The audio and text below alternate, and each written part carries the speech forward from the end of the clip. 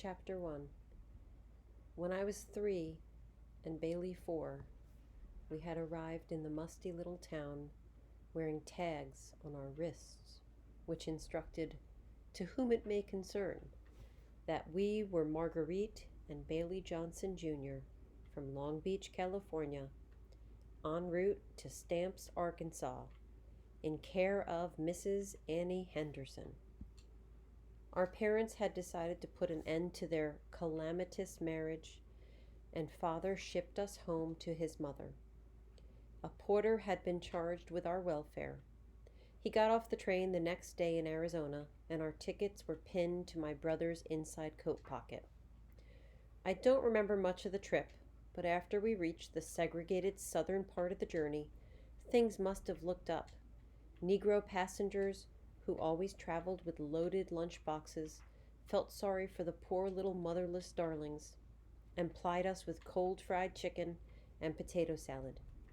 Years later, I discovered that the United States had been crossed thousands of times by frightened black children traveling alone to their newly affluent parents in northern cities,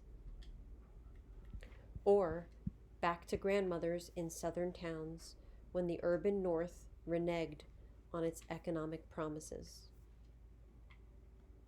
The town reacted to us as its inhabitants had reacted to all things new before our coming.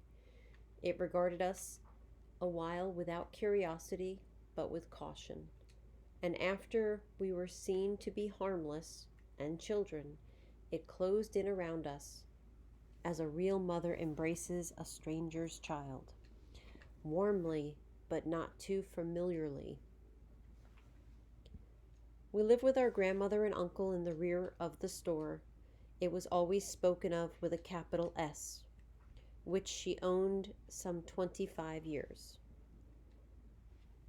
Early in the century, Mama, we soon stopped calling her grandmother, sold lunches to the sawmen in the lumber yard, East Stamps, and the seedmen at the cotton gin, West Stamps. Her crisp meat pies and cool lemonade, when joined to her miraculous ability to be in two places at the same time, assured her business success. From being a mobile lunch counter, she set up a stand between the 2 points of fiscal interest and supplied the workers' needs for a few years. Then she had the store built in the heart of the Negro area.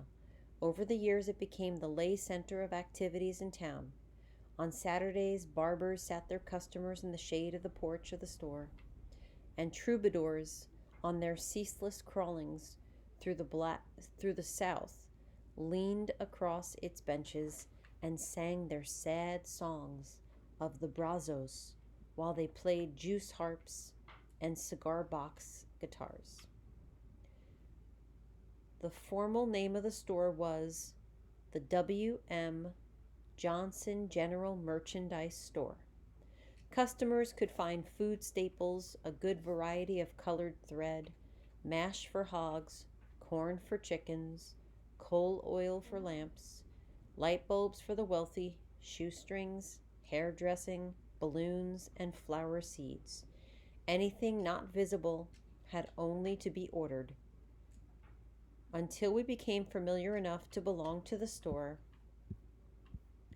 and it to us, we were locked up in a fun house of things where the attendant had gone home for life. Each year I watched the field across from the store turn caterpillar green, then gradually frosty white. I knew exactly how long it would be before the big wagons would pull into the front yard and load on the cotton pickers at daybreak to carry them to the remains of slavery's plantations. During the picking season, my grandmother would get out of bed at 4 o'clock. She never used an alarm clock, and creak down to her knees and chant in a sleep-filled voice, "Our Father, thank you for letting me see this new day. Thank you that you didn't allow the bed I lay on last night to be my cooling board, nor my blanket my winding sheet. Guide my feet this day along the straight and narrow, and help me to put a bridle on my tongue. Bless this house and everybody in it. Thank you in the name of your Son, Jesus Christ. Amen.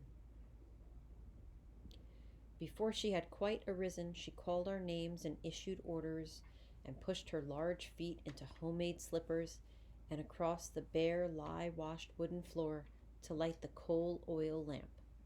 The lamplight in the store gave a soft, make-believe feeling to our world, which made me want to whisper and walk about on tiptoe.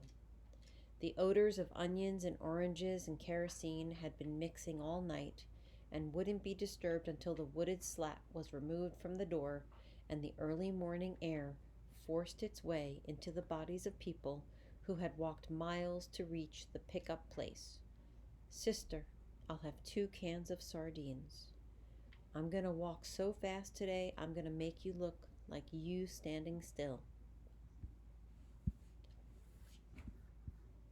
Let me have a hunk of cheese and some sody crackers.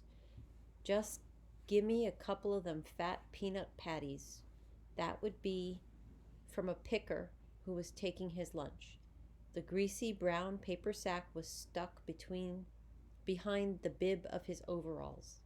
He'd used the candy as a snack before the noon sun called the workers to rest.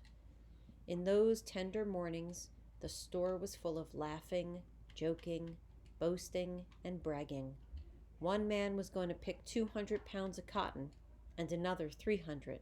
Even the children were promising to bring home faux bits and 6 bits. The champion picker of the day before was the hero of the dawn.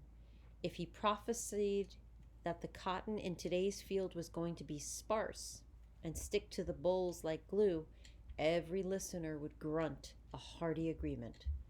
The sound of the empty cotton sacks dragging over the floor and the murmurs of waking people were sliced by the cash register as we rang up the 5-cent sales.